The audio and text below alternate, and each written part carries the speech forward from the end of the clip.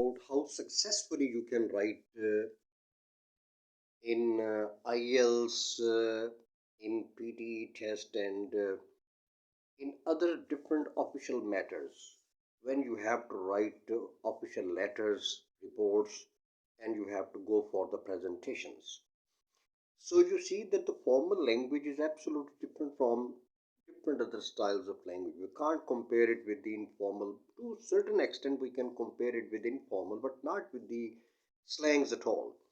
So in IELTS writing and speaking, PTE writing and speaking, and in other official matters, official writing and speaking, you ought to be very much careful.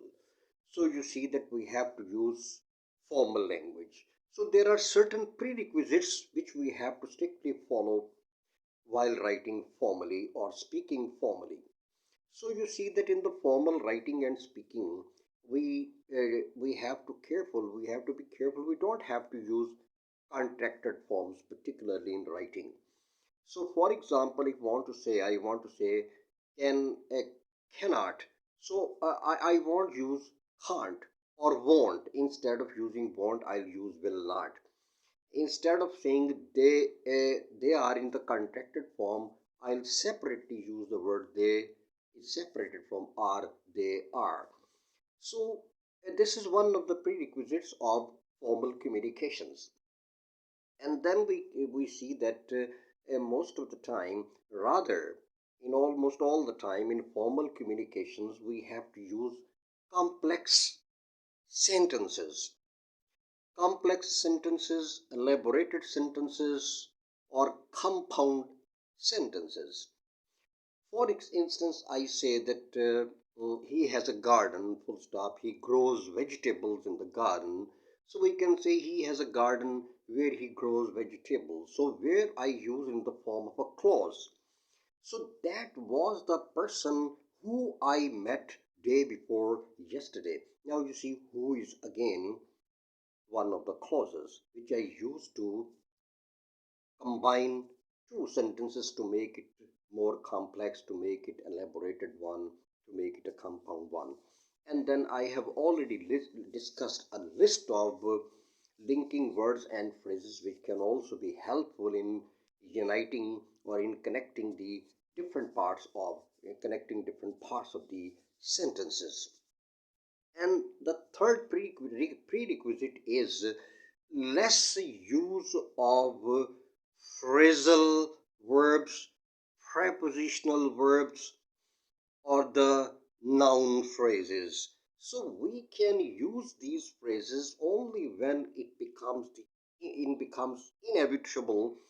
Otherwise, it's better to use proper words from vocabulary.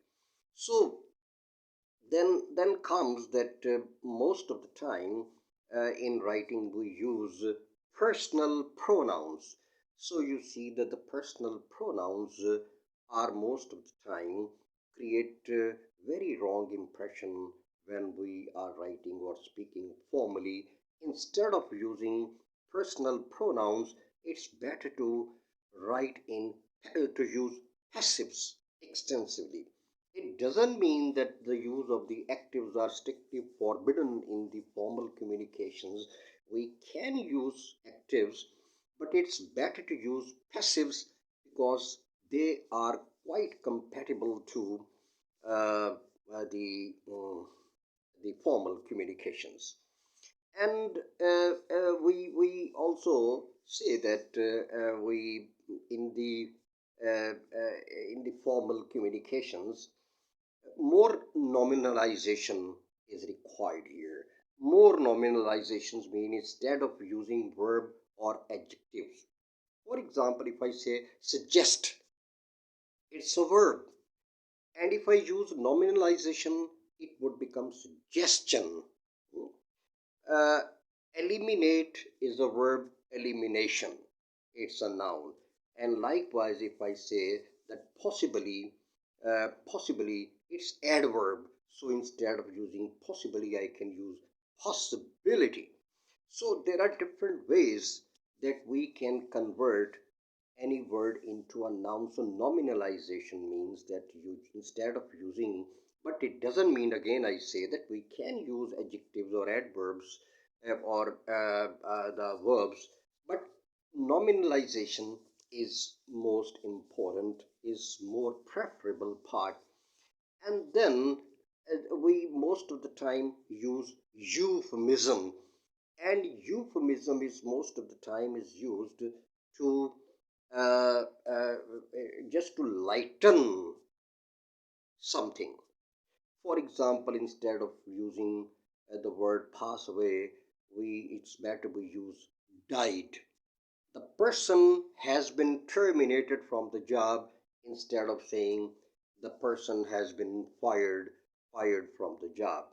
So you see that even when I already talked that instead of using phrasal verbs or prepositional phrase, it's better used to it's better to use proper vocabulary.